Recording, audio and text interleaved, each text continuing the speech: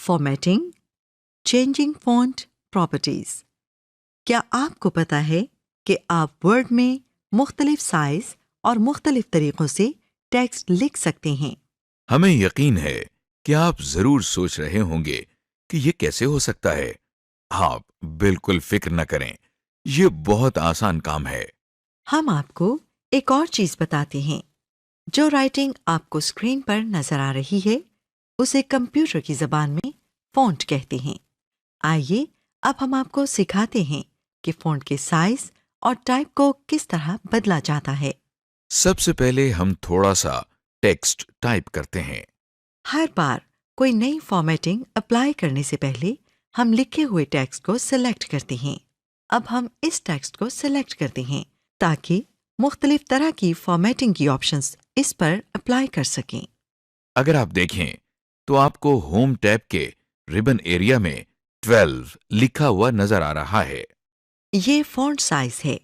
इसे बदलने के लिए हम 12 के साथ नजर आने वाले एरो के बटन पर क्लिक कर रहे हैं। हमारे सामने मुख्तलिफ फॉन्ट साइजेस की लिस्ट आ गई है। हम इनमें से अपनी ज़रूरत के मुताबिक किसी एक पर क्लिक करते हैं। मसलन हम 16 पर क्लिक करते हैं। आप देख सकते हैं कि आपका सिलेक्ट किया हुआ फॉन्ट अब 12 की बजाय 16 साइज में लिखा हुआ नजर आ रहा है। 8 नंबर फॉन्ट सबसे छोटा और 72 नंबर फॉन्ट सबसे बड़ा होता है। आप इस वक्त इस लाइन में 8 नंबर फॉन्ट में टेक्स्ट लिखा हुआ देख सकते हैं।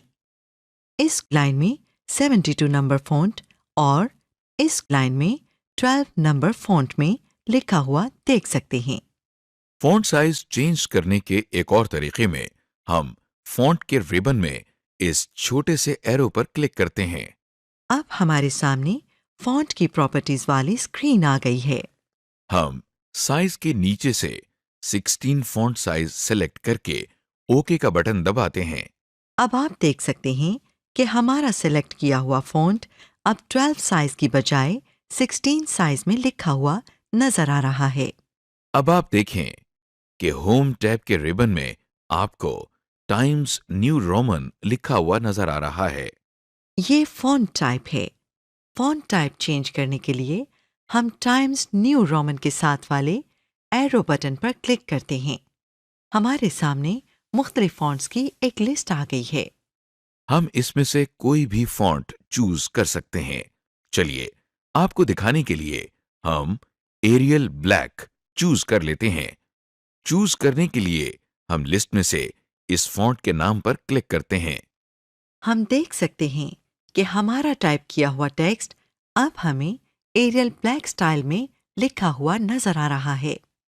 फॉन्ट चेंज करने के एक और तरीके में हम फॉन्ट के रिबन में इस छोटे से एरो पर क्लिक करते हैं। क्लिक करते ही दोबारा फॉन्ट की प्रॉपर्टीज वाली स्क्रीन खुल जाती है। हम इस स्क्रीन में फॉन्ट के नीचे से Arial black font type select करके ओके दबाते हैं। आप देख सकते हैं कि हमारा सेलेक्ट किया हुआ टेक्स्ट अब एरियल ब्लैक फॉन्ट में लिखा हुआ है। ये वही फॉन्ट टाइप है जो कि आपने पहले रिबन बार से चूज किया था। अगर आप देखें तो होम टैब के रिबन बार पर दाएं तरफ आपको नॉर्मल लिखा हुआ नजर आ रहा है। ये आपको टेक्स्ट के स्टाइल के बारे में बताता है, यानी कि ये हमें बताता है कि टेक्स्ट पर कौन सी फॉर्मेटिंग यूज होनी है। मसलन के टेक्स्ट हेडिंग है, टेक्स्ट स्पेसिंग में है, कि टेक्स्ट टाइटल में है, वगैरह। आप देख सकते हैं कि रिबन बार में स्टाइल के साथ पैराग्राफ और फॉन्ट के टूल बार भी मौजूद हैं। फॉन्ट के टूल बार में से हम एक ऑप्शन पर क्लिक करते हैं। चलिए बोल्ड, इटैलिक, अंडरलाइन करते हैं। आप देख सकते हैं कि टेक्स्ट पर हमारी सेलेक्ट की हुई फॉर्मेटिंग अप्लाई हो गई है। एम्बोल्डनिंग, अंडरलाइनिंग एंड इटैलिक्स। आपने गौर किया होगा कि जब हमने टेक्स्ट का स्टाइल बदला था तो वो मोटा और टेढ़ा हो गया था और उसके नीचे एक लाइन भी आ गई थी। टेक्स्ट को मोटा करने को टेक्स्ट को बोल्ड करना कहते हैं। टेढ़ा करने को टेक्स्ट को इटैलिक्स में लिखना कहते हैं। और टेक्स्ट के नीचे लाइन लगाने को अंडरलाइनिंग कहते हैं। ये तीनों फॉर्मेटिंग एक साथ। और अलग-अलग भी इस्तेमाल की जा सकती है। ये तीनों तरह की फॉर्मेटिंग इसलिए ज़रूरी है क्योंकि अक्सर हमें अपने काम में कोई टेक्स्ट का हिस्सा नुमाया या बाकी हिस्सों से अलग दिखाना होता है। आमतौर पर आप रजिस्टर में पेंसिल, मार्कर या हाइलाइटर के साथ ये काम करते हैं, लेकिन वर्ड में आप ये काम आराम से फॉर्मेटिंग्स इस्तेमाल करके कर सकते हैं। आइए हम ये तीनों फॉर्मेटिंग के तरीके सिखाते हैं। सबसे पहले हम आपको टेक्स्ट बोल्ड करना सिखाते हैं। टेक्स्ट बोल्ड करने के लिए अगर टेक्स्ट पहले से लिखा हुआ है तो हम इसे सिलेक्ट करते हैं। फिर हम रिबन टूल बार में लिखे हुए बटन बी पर क्लिक करते हैं। आप देखें कि हमारा सेलेक्ट किया हुआ टेक्स्ट मोटा यानी बोल्ड हो गया है। और अगर टेक्स्ट लिखना है तो फिर हम पहले रिबन टूल बार में लिखे हुए बटन बी पर क्लिक करते हैं और जो टेक्स्ट हम अब टाइप करते हैं वो बोल्ड में टाइप होता है। टेक्स्ट को बोल्ड करने के एक और तरीके में आप कंट्रोल और बी की कीज को एक साथ दबाएं। टेक्स्ट बोल्ड करने के आखिरी तरीके में अगर टेक्स्ट लिखा हुआ है तो उसे सेलेक्ट करके हम फॉन्ट के रिबन में इस छोटे से एरो पर क्लिक करते हैं। क्लिक करते ही दोबारा फॉन्ट की प्रॉपर्टीज वाली स्क्रीन खुल जाती है। इसमें फॉन्ट स्टाइल के नीचे से हम बोल्ड पर क्लिक करके ओके दबाते हैं। जरा देखिए कि कैसे जादू की तरह टेक्स्ट बोल्ड हो गया है। टेक्स्ट इटैलिक और अंडरलाइन करने के लिए भी यही तरीका इस्तेमाल होता है। बस फर्क सिर्फ इतना है कि इटैलिक के लिए टूलबार में आई और अंडरलाइन के लिए यू। बाकी के दो तरीके भी एक जैसे हैं। इटैलिक के लिए कंट्रोल और आई और अंडरलाइन के लिए कंट्रोल और यू। और अंडरलाइंड टेक्स्ट के लिए फॉन्ट मेन्यू में यू के साथ इस छोटे से एरो पर क्लिक करते हैं और लिस्ट में से अपनी पसंद की लाइन चूज कर लेते हैं। इंडेंटेशन। रजिस्टर में पैराग्राफ शुरू करने से पहले आप लाइन में थोड़ी सी स्पेस तो छोड़ते ही हैं। इसी तरह आप वर्ड में भी स्पेस छोड़ सकते हैं ताकि पता चल जाए कि नया पैराग्राफ शुरू हो रहा है। ये करने के लिए आप टैब की दबाते हैं। टैब की दबाते ही ब्लिंकिंग लाइन आगे चली जाती है, जैसा कि आप स्क्रीन पर देख सकते हैं। ऐसे करने को हम कंप्यूटर की जबान में इंडेंटेशन कहते हैं। लाइंस के दरमियान अपनी जरूरत के मुताबिक हम साइज के गैप्स छोड़ सकते हैं। इन गैप्स को लाइन स्पेसिंग कहते हैं। लाइन स्पेसिंग लगाने के लिए हम टेक्स्ट सेलेक्ट करने के बाद रिबन के पैराग्राफ मेन्यू में इस आइकॉन पर क्लिक करते हैं। हमारे सामने लाइन स्पेसिंग की लिस्ट खुल गई है। इसमें हम अपनी जरूरत के मुताबिक स्पेसिंग सेट कर देते हैं। Using formatting of a selected text for more text. आखिरी तरीके में हम सेलेक्ट किए हुए टेक्स्ट पर राइट क्लिक करके कॉपी करने के लिए कॉपी पर क्लिक करते हैं और कट करने के लिए कट पर। जब हम कोई टेक्स्ट कॉपी या कट कर लेते हैं तो फिर वो क्लिपबोर्ड में से डॉक्यूमेंट में जाता है। टेक्स्ट इंसर्ट करने के लिए हम उस जगह पर जाएंगे जहां पर इसे इंसर्ट करना है और फिर हम कंट्रोल और वी की कीज एक साथ दबाते हैं और टेक्स्ट क्लिपबोर्ड में से उस फाइल में आ जाता है। या हम होम के टैब से जाकर पेस्ट पर क्लिक करते हैं और टेक्स्ट क्लिपबोर्ड में से उस फाइल में आ जाता है। या हम उस जगह पर राइट क्लिक करके पेस्ट दबाते हैं और टेक्स्ट क्लिपबोर्ड में से उस फाइल में आ जाता है। अगर कोई टेक्स्ट मिटाना हो तो उसके लिए हम बैकस्पेस या डिलीट की कीज इस्तेमाल करते हैं। डिलीट की ब्लिंकिंग लाइन से आगे के टेक्स्ट और बैकस्पेस की ब्लिंकिंग लाइन से पीछे के टेक्स्ट को मिटाने के लिए होता है। डेटा सेलेक्ट करने के बाद हम बैक स्पेस या डिलीट की कीज दबाकर इसे खत्म कर सकते हैं। Changing text colors. आप जब कुछ हाथ से लिख रहे होते हैं तो मुख्तलिफ रंगों या कलर्स में लिखने के लिए आप मुख्तलिफ कलर्स के पेन्स या मार्कर्स या हाइलाइटर्स इस्तेमाल करते हैं। वर्ड में भी आप मुख्तलिफ कलर्स में टाइप कर सकते हैं। ये करने के लिए आप फॉन्ट का कलर चेंज करते हैं। ये बड़ा ही मज़ेदार काम है। आइए अब हम देखते हैं कि हम अपने डॉक्यूमेंट में कैसे रंग बरसा सकते हैं। कलर चेंज करने के लिए हम लिखे हुए टेक्स्ट को सेलेक्ट करते हैं। फिर हम रिबन में फॉन्ट के मेन्यू में ए के साथ वाले एरो बटन पर क्लिक करते हैं। क्लिक करते ही हमारे सामने एक लिस्ट आ जाती है। इस लिस्ट में आपको बहुत से रंग नजर आ रहे हैं। हम इनमें से कोई एक कलर पर क्लिक करके चूज करते हैं। क्लिक करते ही वो कलर टेक्स्ट पर अप्लाई हो जाता है। अगर हम टेक्स्ट पर क्लिक करें तो हमें हमारा टेक्स्ट हमारे चूज किए हुए कलर में नजर आता है। जब हम कलर वाली लिस्ट खोलते हैं तो हमें ऑटोमेटिक लिखा हुआ नजर आता है। ऑटोमेटिक काले रंग को कहते हैं। जब भी हम इस पर क्लिक करते हैं टेक्स्ट ब्लैक हो जाता है। जब हम कोई कलर चूज करते हैं तो फॉन्ट मेन्यू में ए के नीचे वो कलर आ जाता है। ये इसलिए होता है कि अगर हमने किसी और टेक्स्ट पर भी वही कलर इस्तेमाल करना हो तो हम लिस्ट खोले बगैर सिर्फ ए दबाकर टेक्स्ट पर वो कलर अप्लाई कर सकते हैं। टेक्स्ट का कलर चेंज करने के एक और तरीके में हम टेक्स्ट सेलेक्ट करके फॉन्ट की ऑप्शंस वाली स्क्रीन में फॉन्ट कलर के नीचे से अपनी मर्जी का कलर चूज कर लेते हैं।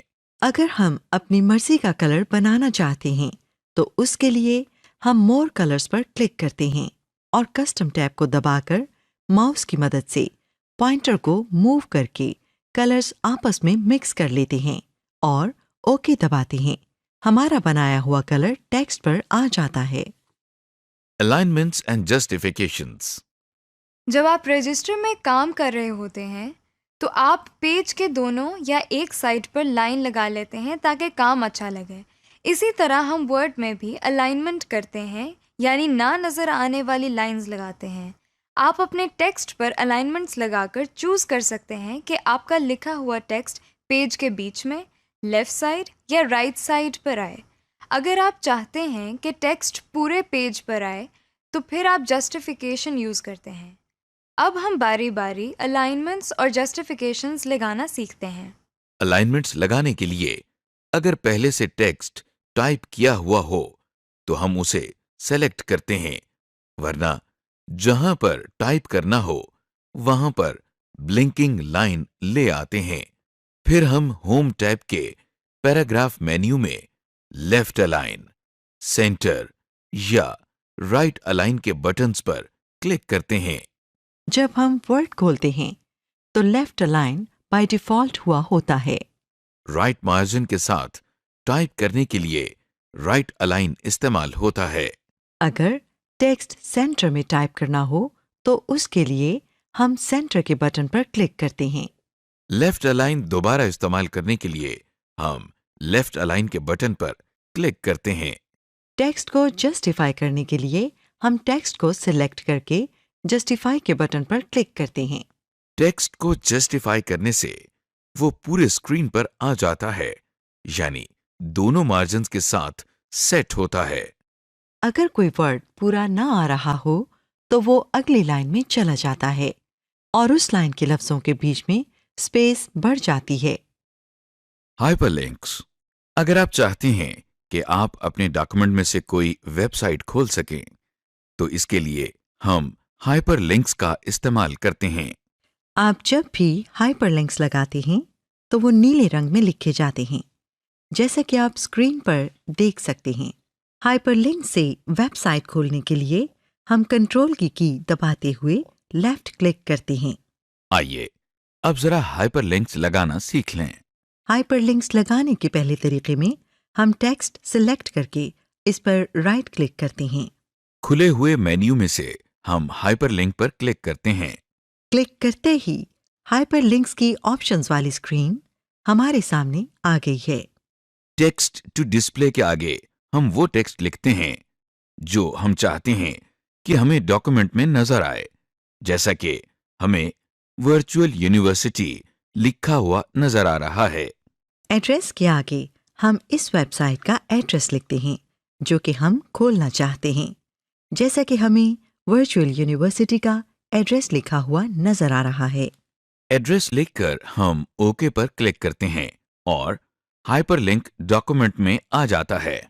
इस हाइपरलिंक को खोलने के लिए हमें कंट्रोल की को दबाकर हाइपरलिंक पर क्लिक करना होता है। कंट्रोल की को दबाकर जैसे ही टेक्स्ट पर लाएं तो माउस पॉइंटर एक हाथ की शक्ल में तब्दील हो जाता है। देखें कि जैसे ही हम हाइपरलिंक पर क्लिक करते हैं तो वर्चुअल यूनिवर्सिटी की वेबसाइट खुल जाती है। जब आप कोई वेबसाइट या ईमेल एड्रेस वर्ड में टाइप करते हैं तो वो ऑटोमेटिकली हाइपरलिंक में तब्दील हो जाता है। पहले से बनाए हुए हाइपरलिंक की प्रॉपर्टीज को चेंज करने के लिए उस पर राइट क्लिक करते हैं और एडिट हाइपरलिंक पर क्लिक करते हैं। क्लिक करते ही हाइपरलिंक की प्रॉपर्टीज वाली लिस्ट हमारे सामने आ जाती है। यहाँ से हम टेक्स्ट टू डिस्प्ले और एड्रेस वगैरह तब्दील कर सकते हैं। बॉर्डर्स, जैसा कि आप रजिस्टर में अपने काम को ज्यादा सफाई से पेश करने के लिए सफ़ों के किनारों पर लाइंस या बॉर्डर्स बना लेते हैं और अपने ख्यालात को तरतीब देने के लिए उन्हें पॉइंट्स की सूरत में लिखते हैं, उसी तरह वर्ड में भी पेज के बॉर्डर्स बना सकते हैं और अपने ख्यालात को पॉइंट्स की शक्ल में टाइप कर सकते हैं। आइए अब हम आपको अपने डॉक्यूमेंट्स में बॉर्डर्स और पॉइंट्स यानी बुलेट्स लगाना सिखाएं। बॉर्डर्स डालने के लिए सबसे पहले हम पेज लेआउट की टैब में पेज बैकग्राउंड के मेन्यू में जाते हैं। अब हम पेज बॉर्डर्स पर क्लिक कर रहे हैं। अब हमारे सामने बॉर्डर्स एंड शेडिंग का डायलॉग बॉक्स आ गया है। इस डायलॉग बॉक्स के ऊपर हमें 3 टैब्स नजर आ रहे हैं। इनके नाम बॉर्डर्स, पेज बॉर्डर्स और शेडिंग हैं। बॉर्डर्स का टैब दबाने से हम एक पैराग्राफ का बॉर्डर सेट करते हैं। पेज बॉर्डर के टैब से हम पूरे पेज का बॉर्डर सेट करते हैं। शेडिंग के टैब में हम पूरे पैराग्राफ का शेड सेट करते हैं। डायलॉग बॉक्स के दाईं साइड पर एक बड़ा डब्बा बना हुआ है। इस डब्बे को प्रीव्यू बॉक्स कहते हैं। जब भी आप बॉर्डर के लिए कोई स्टाइल चूज करते हैं तो उस डब्बे में उसका डिजाइन या प्रीव्यू डिस्प्ले होता है। इस प्रीव्यू को देखकर आप ये अंदाजा लगा सकते हैं कि जो बॉर्डर स्टाइल आपने चूज किया है वो आपके डॉक्यूमेंट पर कैसा लगेगा। डायलॉग बॉक्स के दरमियान में 3 लिस्ट्स हैं। पहली लिस्ट का नाम स्टाइल है। इससे आप बॉर्डर का डिजाइन चूज कर सकते हैं। इस लिस्ट के दाईं तरफ एक स्क्रॉल बार है जिससे आप मजीद डिजाइन देख सकते हैं। जब आप कोई डिजाइन चूज कर लेते हैं तो उसके गिर्द एक डब्बा बन जाता है और प्रीव्यू बॉक्स में उसका प्रीव्यू आ जाता है। दूसरे नंबर पर जो लिस्ट है वो कलर्स की है। इस लिस्ट पर इस वक्त ऑटोमेटिक लिखा हुआ है। अगर हमने कोई कलर सेलेक्ट करना हो तो हम लिस्ट के दाईं तरफ जो तीर या एरो का निशान बना हुआ है उस पर क्लिक करते हैं। अब आपके सामने एक ड्रॉप डाउन मेन्यू खुल गया है जिसमें मुख्तलिफ रंगों के छोटे डब्बे हैं। हम जिस रंग के बॉर्डर्स बनाना चाहते हैं उस रंग के डब्बे पर क्लिक करते हैं, जैसे कि हमने अभी नीले रंग के डब्बे पर क्लिक किया है। देखिए कि प्रीव्यू बॉक्स में बॉर्डर का रंग अब नीला हो गया है। डायलॉग बॉक्स के दरमियान में जो तीसरी और आखिरी लिस्ट है वो विड्थ या मोटाई की है। इस लिस्ट के दाईं तरफ बने हुए तीर या एरो पर क्लिक करने से आपके सामने एक डब्बा खुल जाता है जिसमें मुख्तलिफ मोटाई की लाइंस बनी हुई हैं। इनमें सबसे पतली लाइन की मोटाई 1/4 पॉइंट्स है, जबकि सबसे मोटी लाइन की मोटाई 6 पॉइंट्स है। हम जिस मोटाई के बॉर्डर्स चाहते हैं उस लाइन पर क्लिक कर देते हैं। प्रीव्यू बॉक्स में अब बॉर्डर्स की मोटाई उतनी सेट हो गई है जितनी हमने सिलेक्ट की थी। बॉर्डर्स का स्टाइल, कलर और विड्थ सेट करके हम ओके के बटन पर क्लिक करते हैं। हमारे पैराग्राफ का अब बॉर्डर सेट हो गया है। Inserting bullets. आइए अब हम आपको अपने डॉक्यूमेंट्स में बुलेट्स डालना सिखाएं। इस तरीके में हम होम टैब में पैराग्राफ के मेन्यू में बुलेट्स के बटन पर क्लिक करते हैं। देखिए कि डॉक्यूमेंट में जिस जगह पर ब्लिंकिंग लाइन है वहां एक बुलेट बन गया है। बुलेट्स के मुख्तलिफ डिजाइन्स डालने के लिए हम बुलेट्स के साथ बने हुए छोटे से तीर पर क्लिक करते हैं। ड्रॉप डाउन लिस्ट से अब हमारे सामने बुलेट्स की लिस्ट खुल गई है। जिस डिजाइन के बुलेट्स हम इस्तेमाल करना चाहते हैं उस पर हम क्लिक कर देते हैं और फिर वो बुलेट्स लग जाती हैं। हमारे सामने अब स्क्रीन पर एक बुलेट बना हुआ है। उसके आगे कुछ टेक्स्ट टाइप करने के बाद जब हम एंटर की दबाते हैं तो अगली लाइन पर एक और बुलेट आ जाता है। इसी तरह हम अपने सारे टेक्स्ट को बुलेट्स की शक्ल में लिख सकते हैं। अगर आप चाहते हैं कि अब अगली लाइन पर बुलेट न बने तो एंटर की 2 दफा दबाएं। बुलेट्स की तरह नंबरिंग भी आपकी टेक्स्ट को तरतीब देने के काम आती है। नंबरिंग करने के 2 तरीके हैं। पहले तरीके में हम नंबर 1 टाइप करके उसके आगे फुल स्टॉप या ब्रैकेट टाइप करते हैं। दूसरे तरीके में हम होम टैब के पैराग्राफ मेन्यू में नंबरिंग के बटन पर क्लिक करते हैं। देखिए कि ब्लिंकिंग लाइन से पहले अब 1 लिखा हुआ नजर आ रहा है। नंबरिंग करने के तीसरे तरीके में हम पहले पैराग्राफ मेन्यू में नंबरिंग के साथ बने हुए एरो पर क्लिक करते हैं। हमारे सामने नंबरिंग करने के मुख्तलिफ स्टाइल आ गए हैं।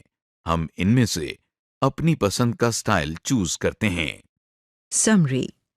इस लेसन में हमने सीखा टेक्स्ट का फॉन्ट तब्दील करने का तरीका, टेक्स्ट को बोल्ड, अंडरलाइन या इटैलिक में लिखने का तरीका, टेक्स्ट का कलर चेंज करना, हाइपरलिंक और टेक्स्ट में बुलेट्स या नंबर्स इंसर्ट करने का तरीका। टेम्पलेट्स। अगर हम टेम्पलेट के जरिए कोई नया डॉक्यूमेंट बनाना चाहें तो सबसे पहले हम एक नया डॉक्यूमेंट ओपन करते हैं। देखिए एक टास्क पैन खुल गई है। टास्क पैन एक ऐसी विंडो को कहते हैं जो आपको कोई काम करने के लिए एक्स्ट्रा ऑप्शंस फराहम करती हो। इस टास्क पैन में कई ऑप्शंस हैं। ऊपर वाले हिस्से में वो टेम्पलेट्स हैं जो MS वर्ड में पहले से बने हुए मौजूद हैं और आप इन टेम्पलेट्स को इस्तेमाल कर सकते हैं। इधर हम सैंपल टेम्पलेट्स पर क्लिक करते हैं। अब हमारे सामने टेम्पलेट्स की बहुत सारी ऑप्शंस आ गई हैं। जैसा कि आप देख रहे हैं इनमें लेटर्स, फैक्सेस और रेज्यूमेज के टेम्पलेट्स हैं। स्क्रीन के दाईं तरफ एक डब्बा बना हुआ है। टेम्पलेट्स की स्क्रीन पर बना हुआ प्रीव्यू का डब्बा आपको ये दिखाता है कि आपने जो टेम्पलेट्स सिलेक्ट की है उसका फॉर्मेट क्या है। इस टास्क पैन के नीचे वाले हिस्से में वो टेम्पलेट्स हैं जो हम इंटरनेट के जरिए MS ऑफिस की वेबसाइट से डाउनलोड कर सकते हैं। ये टेम्पलेट्स मुख्तलिफ डॉक्यूमेंट्स तैयार करने में काम आते हैं। जैसा कि लेटर्स के टेम्पलेट्स में हम देखते हैं कि ये टेम्पलेट्स मुख्तलिफ किस्म के लेटर्स लिखने के लिए इस्तेमाल होते हैं। मुख्तलिफ टेम्पलेट्स पर क्लिक करके आप उनके फॉर्मेट्स भी देख सकते हैं। इसके अलावा कार्ड्स के टेम्पलेट्स आते हैं। इनमें मुख्तलिफ किस्म के invitations, post cards, happy birthday या हैप्पी न्यू ईयर के हवाले से हर तरह के कार्ड्स के टेम्पलेट्स मौजूद हैं। टास्क पैन के ऊपर और नीचे वाले हिस्से के दरमियान दाईं तरफ हम देख सकते हैं कि एक एरो के साथ जगह बनी हुई है। हमें इन तमाम टेम्पलेट्स के अलावा अगर मज़ीद टेम्पलेट्स चाहिए हों तो हम इस खाली जगह पर टाइप करके सर्च कर सकते हैं।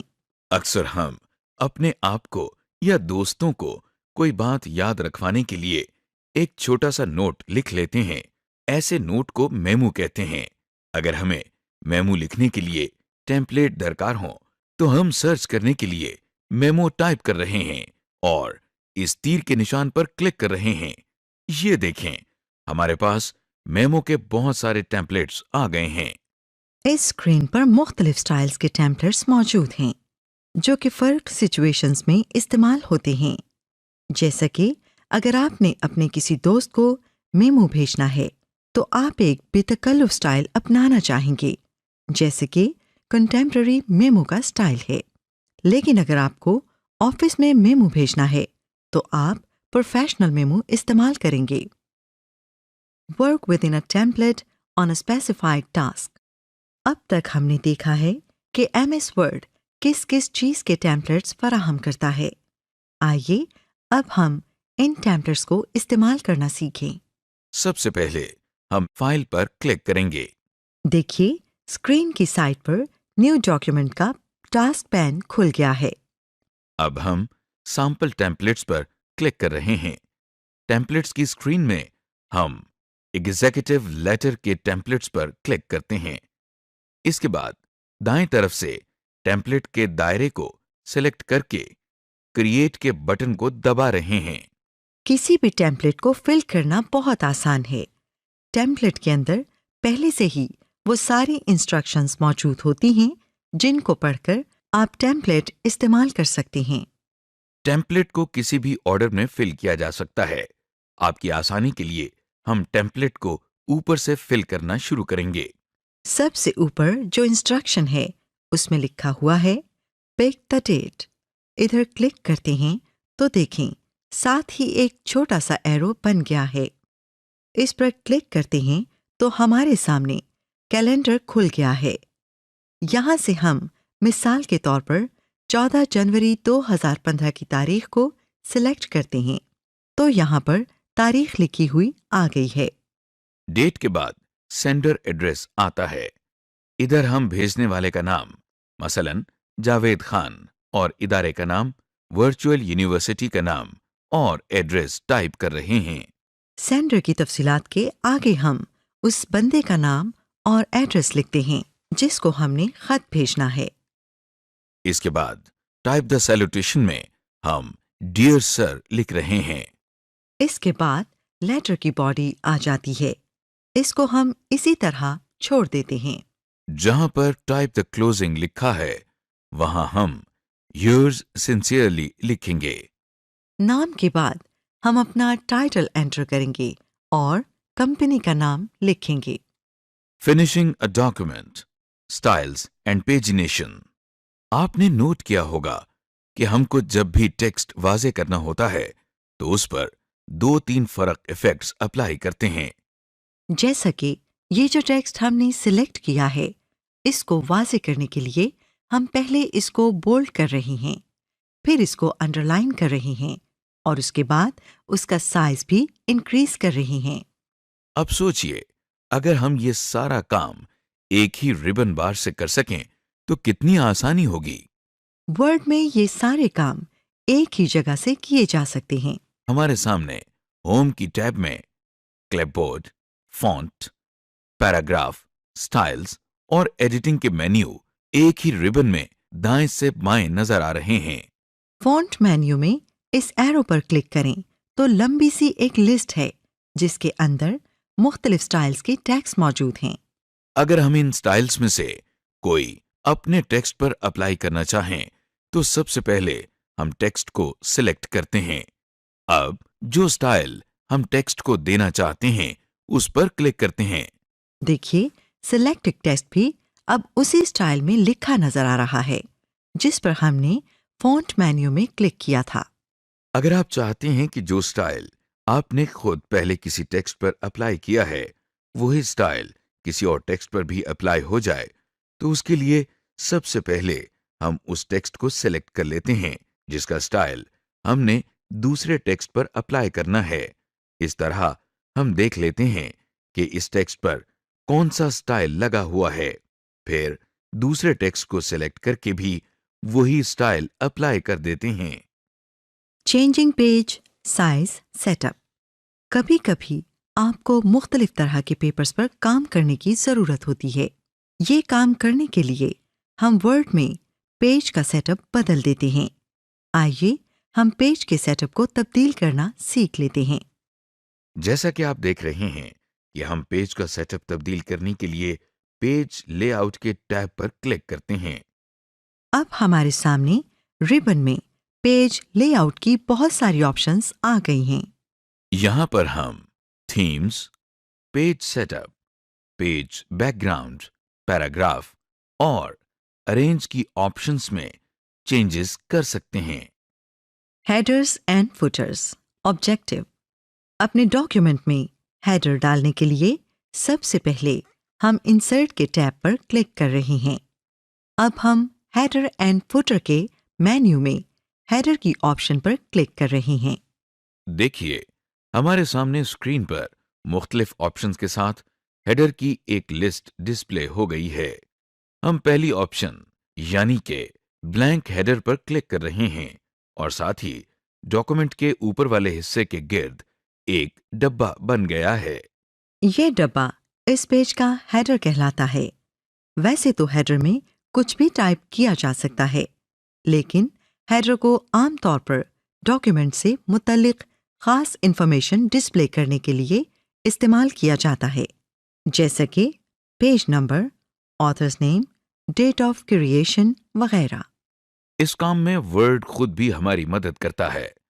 हमारे सामने जो नई टैब नजर आ रही है, इसको header and footer tool design कहते हैं। इस रिबन बार में हम हेडर और फुटर के डिजाइन के हवाले से फॉर्मेटिंग कर सकते हैं। इस रिबन बार के इंसर्ट के मेन्यू में मुख्तलिफ हेडर फॉर्मेट्स हैं। देखिए, ये हम क्विक पार्ट्स पर क्लिक करके डॉक्यूमेंट प्रॉपर्टी के अंदर ऑथर की ऑप्शन पर क्लिक कर रहे हैं तो हेडर के अंदर ऑथर का नाम लिखा गया है। इसके अलावा अगर डेट एंड टाइम पर क्लिक करते हैं तो हेडर में डेट एंटर हो गई है। हम चाहें तो ये इंफॉर्मेशन चेंज भी कर सकते हैं, जैसा कि ये हम डेट को डिलीट करके उसकी जगह वर्चुअल यूनिवर्सिटी टाइप कर रही हैं। अब हम हेडर के साथ फुटर की ऑप्शन पर क्लिक करते हैं तो हम देखते हैं कि फ्रंट पेज के निचले हिस्से पर भी एक डब्बा बना हुआ है। ये हमारे पेज का फुटर है। फुटर बिल्कुल हेडर जैसा ही है। इसमें हम वो सारे काम कर सकते हैं जो हमने हेडर में किए थे। अब हम हेडर एंड फुटर टूलबार में पेज नंबर में पहली बॉटम ऑफ पेज ऑप्शन से पेज एक्स ऑफ वाई की ऑप्शन पर क्लिक कर रही हैं। इससे हमारे फुटर में पेज 1 ऑफ 1 टाइप हो गया है। ये हमको बता रहा है कि हमारे डॉक्यूमेंट में कितने पेज हैं और हम इस वक्त किस पेज पर मौजूद हैं। हेडर और फुटर में डाले गए टेक्स्ट पर हम मुख्तलिफ फॉर्मेटिंग ऑप्शंस भी इस्तेमाल कर सकते हैं। आइए इनमें से कुछ अप्लाई करके देखते हैं। ये हम ऑथर नेम को सिलेक्ट करके उसको बोल्ड कर रहे हैं। इसके बाद हम पेज नंबर को सिलेक्ट करके अंडरलाइन कर रहे हैं। Spelling and grammar. Spelling check और ग्रामर चेक का इस्तेमाल और फायदा दिखाने के लिए हम पहले डॉक्यूमेंट में एक जुमला टाइप कर रहे हैं। इस जुमले में हमने कुछ गलतियां जानकर की हैं। गौर करें कि जुमले में जिधर जिधर स्पेलिंग मिस्टेक की गई हैं, वहां उस लफ्ज के नीचे एक लाल रंग की लकीर बन गई है। ये लकीर हमको बता रही है कि वर्ड का ख्याल है कि हमने ये लफ्ज मिसस्पेल किया है।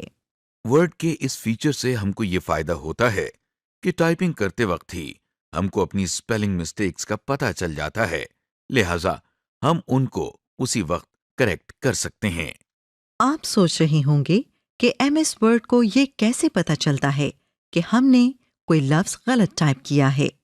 MS वर्ड के अंदर एक इंग्लिश डिक्शनरी मौजूद है। हम डॉक्यूमेंट में जो भी लफ्ज टाइप करते हैं, MS वर्ड डिक्शनरी खोलकर चेक करता है कि क्या ये टाइप किया गया लफ्ज उसकी डिक्शनरी में मौजूद है कि नहीं। अगर MS वर्ड को इस डिक्शनरी में आपका टाइप किया गया लफ्ज नहीं मिलता तो वो इस लफ्ज को स्पेलिंग मिस्टेक समझता है। इसलिए स्क्रीन पर इमरान को भी स्पेलिंग मिस्टेक के तौर पर अंडरलाइन किया गया है, क्योंकि इमरान इंग्लिश का लफ्ज नहीं है। इसलिए हमको MS वर्ड की स्पेल चेक फीचर्स इस्तेमाल करते हुए ध्यान रखना चाहिए कि ये जो हमको स्पेलिंग मिस्टेक्स दिखा रहा है, कहीं किसी आदमी का नाम तो नहीं, या फिर कोई उर्दू का लफ्ज तो नहीं। कभी कभी ऐसा भी होता है कि हमको किसी लफ्ज की दुरुस्त स्पेलिंग नहीं आती। ऐसे में हम एमएस वर्ड का स्पेल चेक टूल इस्तेमाल कर सकते हैं। देखिए, हमने स्क्रीन पर पाकिस्तान टाइप किया है, लेकिन इसकी स्पेलिंग गलत टाइप की गई है। इसकी स्पेलिंग सही करने के लिए हम रिव्यू की टैब में स्पेलिंग एंड ग्रामर की ऑप्शन को सेलेक्ट कर रहे हैं। अब हमारे सामने स्पेलिंग एंड ग्रामर का डायलॉग बॉक्स खुल गया है। इस डायलॉग बॉक्स में 2 टेक्स्ट बॉक्स हैं और साइड पर कुछ बटन्स मौजूद हैं। ऊपर वाले टेक्स्ट बॉक्स में हमको वो लफ्ज लिखा नजर आ रहा है जो हमने गलत टाइप किया था। जब आप कोई लफ्ज गलत टाइप करते हैं तो वर्ड को ये नहीं पता लगता कि आपने असल में कौन सा लफ्ज टाइप करने की कोशिश की थी। इसलिए वो अपनी डिक्शनरी में से सारे मिलते जुलते लफ्ज नीचे वाले टेक्स्ट बॉक्स में डिस्प्ले कर देता है, ताकि आप खुद उनमें से ही लफ्ज चुन लें। सजेशंस वाले टेक्स्ट बॉक्स से हम गलत टाइप किए गए लफ्ज की करेक्ट स्पेलिंग्स को सेलेक्ट कर रहे हैं।